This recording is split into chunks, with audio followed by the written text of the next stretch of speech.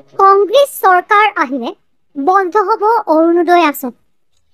কংগ্ৰেছ চৰকাৰে আৰম্ভ কৰিব নলখিমী আঁচনি। এপিচিচিৰ সভাপতি ভূপেন বৰাৰ প্ৰতিশ্ৰুতি। এইবাৰ শাসকীয় বিজেপিৰ পদাংক অনুসৰণ কৰিবলৈ আগবাঢ়িছে বিৰোধী কংগ্ৰেছ। দল যিয়েই নহওক কিয় এতিয়া সকলোৰে চকু মাথো হিতাধিকাৰীৰ ওপৰত। জোৰ যাৰ মুলুক তাল। আপ্ত কথাষাৰকেই শিৰোগত কৰি এবাৰ বিজেপিৰ পিছতেই বিৰোধী কংগ্ৰেছেও হিতাধিকাৰী ৰাইজৰ আশীষ বিচাৰি পৰিছে কেইবাটাও পৰিকল্পনা। বৃহস্পতিবাৰে ৰাজ্য চৰকাৰে শুভাৰম্ভ কৰিলে অৰুণোদয় আঁচনিৰ তৃতীয় পৰ্যায়।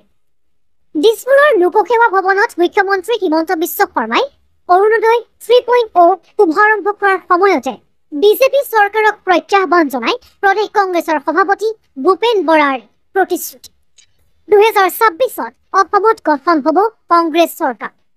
তেতিয়াৰে পৰা প্ৰতি মাহৰ 9 তাৰিখে 3,000 টকাকৈ লাভ কৰিব প্ৰতিগৰাকী মহিলাই। চৰকাৰ হ'লে অৰুণোদয় আঁচনি বন্ধ কৰি নলখিমী আঁচনি আৰম্ভ কৰিব কংগ্ৰেছে। অৰুণোদয় কৰাৰ কাৰণে আমি বেয়া পোৱা নাই, অৰুণোদয় দি পেলাই আমাৰ ৰাজ্য নচলে। আৰু আমাৰ চৰকাৰ যেতিয়া 2026 চনত আহিব, আমি অৰুণোদয় বন্ধ কৰি আমি নলখিমী আঁচনি প্ৰৱৰ্তন কৰিম। মুখ্যমন্ত্ৰীয়ে বাছি বাছি বিজেপি মেম্বাৰশ্বিপ ল'লেহে অৰুণোদয় দি আছে। এতিয়া বিজেপি মন্ত্ৰী এম এল এবিলাক মিটিঙলৈ গ'লে মানুহ নহয়, ফৰ্ম দি পেলাই ফৰ্ম দিম বুলি কৈ মিটিঙলৈ মানুহ গোটাবলগীয়া হৈছে। কিন্তু আমাৰ কংগ্ৰেছৰ নেতৃত্বত যেতিয়া বিৰোধী চৰকাৰ আহিব, আমাৰ যেতিয়া চৰকাৰ হ'ব, তেতিয়া আমি নলখিমী প্ৰতিটো পৰিয়ালক জাত পাত ধৰ্ম ভাষা বিশ্লেষণ নকৰাকৈ প্ৰত্যেকগৰাকী পাবলগীয়া মহিলাক আমি 3,000 টকাকৈ প্ৰতি মাহৰ 9 তাৰিখে নলখিমী দিম।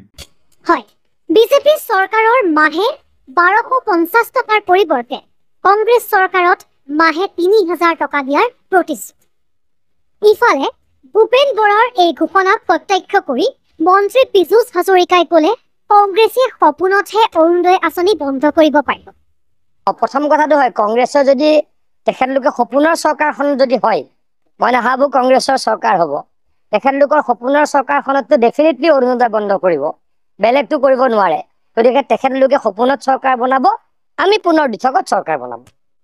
মুঠৰ ওপৰত নিৰ্বাচনৰ সময়ত অৰুণোদয়ৰ দৰে বিলাসী আঁচনিৰে বিজেপি দলে যিদৰে ৰাজ্যৰ মহিলা ভোটাৰৰ আস্থা জয় কৰিবলৈ প্ৰচেষ্টা চলাইছিল, ঠিক একে পথেৰে বাট বুলাই বিজেপিতকৈ এখোজ আগত থকাৰ পৰিকল্পনা এতিয়া কংগ্ৰেছৰ। এতিয়া ভূপেন বৰাৰ এই প্ৰতিশ্ৰুতিয়ে 2026ৰ নিৰ্বাচনত কি প্ৰভাৱ পেলায় সেয়া সময়েহে ক'ব।